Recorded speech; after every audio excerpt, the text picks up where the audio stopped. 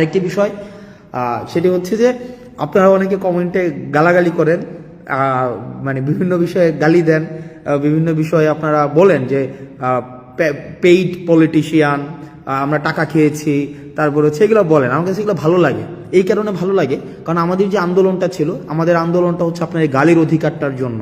এই যে আপনার কমেন্ট বক্সে আপনার ব্যাকস্পেস ব্যবহার করতে হচ্ছে না, যে এটার জন্যই কিন্তু এই গণঅভ্যুত্থানটা।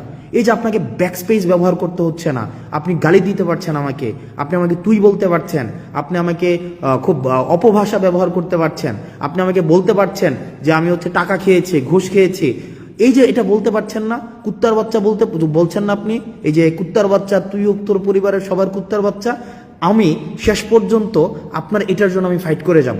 অর্থাৎ আপনি যেন এটা বলতে পারেন, কারণ অতীতে আমরা এটাও বলতে পারতাম না। আপনি যদি অতীতের সময়গুলো দেখেন, অতীতে কিন্তু আমাদের এটা বলারও অধিকার ছিল না। সুতরাং আমরা আপনার এই গালিটার জন্য আমরা ফাইট করেছি, আপনার দ্বিমত প্রকাশের জন্য আমরা ফাইট করেছি, এবং দ্বিমত প্রকাশটাই আমরা চাই যে আপনারা দ্বিমত প্রকাশ করতে পারেন। শুধুমাত্র সহমত প্রকাশ করবেন, আমি শুধু যেটা বলবো সেটাই আপনি বলবেন, আমরা এটা চাই না। আপনার যেটা মত, সেই মতামতটা হচ্ছে আপনি যেন ঠিকভাবে প্রকাশ করতে পারেন, আমরা সেটার জন্যই হচ্ছে আমরা ফাইট করেছি। এবং আমাদের এই আন্দোলনটা অব্যাহত থাকবে, আমাদের সংগ্রামটা অব্যাহত থাকবে। কারণ আপনি যদি এই সংগ্রামটা অব্যাহত না রাখেন, তাহলে আপনাকে মিউট করে দেওয়া হবে।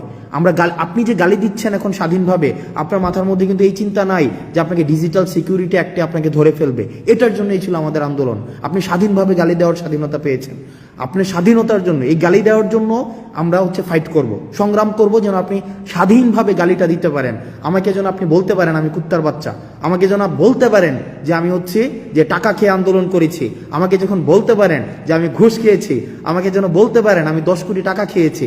এই যে আপনি 10 কোটি টাকা খেয়েছেন, আমাকে বলেন, আপনাকে কিন্তু কেউ এসে বলে না যে আপনাকে বাসা থেকে উঠাই নিয়ে আসবে। এটা কিন্তু আপনার, এই ভয়টা কিন্তু আপনার নাই, বা এই ভয়টা আমাদের নাই।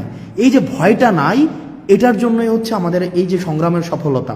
আপনি যদি জিজ্ঞেস করেন এই সংগ্রামের সফলতা কি, এই সংগ্রামের সফলতা এটাই যে আমাদের ব্যাকস্পেস ব্যবহার করতে হচ্ছে না, আমাদেরকে একটা কমেন্ট লেখার পূর্বে আমাদের ভাবতে হচ্ছে না, বা আমাকে কোনো বন্ধু ফোন দিয়ে আমাকে জিজ্ঞেস করে না যে দোস্ত তাড়াতাড়ি কমেন্টটা ডিলিট করে দে, বা তাড়াতাড়ি পোস্টটা ডিলিট করে দে। এইটার জন্যই হচ্ছে আমাদের আন্দোলন। এবং আমি মনে করি এই জায়গায় হচ্ছে আমাদের সফলতা, যে আপনি অন্তত স্বাধীনভাবে গালি দিতে পারছেন, সবাইকে স্বাধীনভাবে গালি দিতে পারছেন। কিন্তু আমরা একটা জায়গায় স্পষ্ট করতে চাই, স্বৈরাচার ফেসিস্ট হাসিনা আমাদেরকে বিভিন্নভাবে দমন করার চেষ্টা করেছে, আমাদেরকে বিভিন্নভাবে আমাদেরকে ব্লেম দিয়েছে, ট্যাগ দিয়েছে, আমাদের অর্থ লোপাটের আমাদের অভিযোগ এনেছে, কিন্তু কিচ্ছু করতে পারেনি। কারণ আমাদের নৈতিক যেই শক্তিটা, মানে নৈতিক যে শক্তিটা, এই নৈতিক শক্তি হচ্ছে আমাদের সততা। আমরা সৎ ছিলাম আমাদের জায়গা থেকে। কোনো ধরনের আজকে পর্যন্ত, এখন পর্যন্ত আমি যখন আপনার সাথে কথা বলছি, এখন পর্যন্ত আমাদের কোনো ধরনের যেই আপনার লিগ্যাল কোনো এলিগেশনস আজকে পর্যন্ত প্রমাণ করতে পারিনি। তো সুতরাং আমরা আমাদের যতক্ষণ পর্যন্ত আমাদের নৈতিকতার জায়গাটা স্পষ্ট থাকবে, স্বচ্ছ থাকবে, ততদিন পর্যন্ত এই সংগ্রামটা চলবে। আপনাদের অনেকে বলেছেন যে 10 কোটি টাকা আমরা খেয়েছি, 10 কোটি, 20 কোটি, 30 কোটি লাক্সারিয়াস গাড়িতে চলাফেরা করি।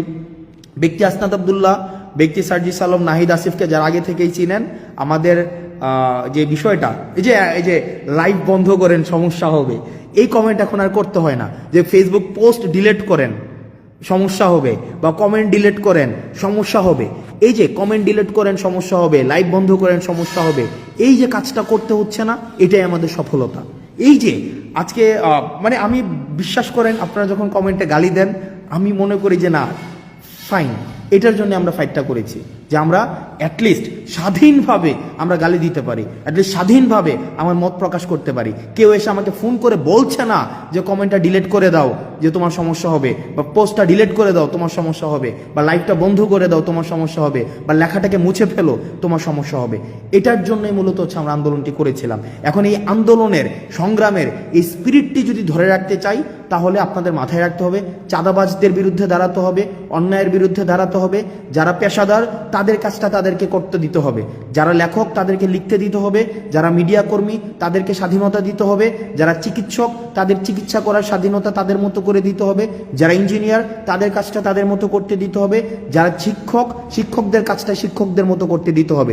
সেখানে যদি আমরা হস্তক্ষেপ করি, তাহলেই কিন্তু সেটা স্বাধীনতা পরিপন্থী, তাহলেই কিন্তু এটা সংগ্রাম পরিপন্থী। আমরা ঠিক যে আমরা মত প্রকাশের স্বাধীনতার জন্য আন্দোলন করেছি, দ্বিমত প্রকাশের স্বাধীনতার জন্য আন্দোলন করেছি, আমরা প্রত্যেকটা মানুষের তার কাজ যেটা সেটা স্বাধীনতার জন্য আন্দোলন করেছি। এই আন্দোলনের স্পিরিটটা যেন নষ্ট করতে না পারে আমাদের বিভিন্ন উপলক্ষ তৈরি করার মধ্য দিয়ে, সেটির জন্য আমাদের সব সময় সচেতন থাকতে হবে, সব সময় সচেতন থাকতে হবে। কারণ মনে রাখতে হবে যে আমাদের যে অর্জনটি হয়েছে, এই অর্জনটি হচ্ছে প্রাথমিক অর্জন। এই অর্জনের ধারাবাহিকতাটি যদি আমরা রক্ষা করতে চাই, এই ধারাবাহিকতা রক্ষা করার জন্য আমাদের লড়াইটি সেটি হচ্ছে চলমান এবং আমাদের লড়াইটিকে অব্যাহত রাখতে হবে।